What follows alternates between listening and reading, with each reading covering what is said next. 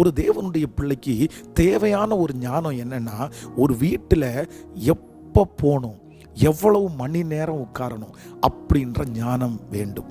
அவங்க வருந்தி அழைக்கலாம், ஆசையாக அழைக்கலாம், அந்த வீடு உங்களுக்கு என்டர்டெயின்மெண்ட்டாக இருக்கலாம், அந்த வீடு உங்களுக்கு சாப்பாடு கொடுக்கறதா இருக்கலாம். ஆனால் வி கேர்ஃபுல், ரொம்ப கேர்ஃபுல். என்னென்னா, சில வீட்டுக்குள்ளே அடிக்கடி நீங்கள் போகக்கூடாது.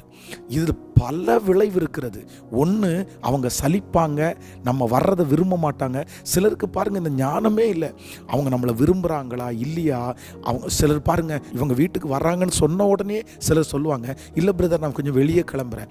ஆனால் இவங்களுக்கு அது புரியவே புரியாது. இவங்க உடனே சொல்லுவாங்க, அப்படியே பிரதர் நீங்கள் போயிட்டு வாங்க, வந்ததுக்கப்புறம் வரேன், நாளைக்கு வரேன்.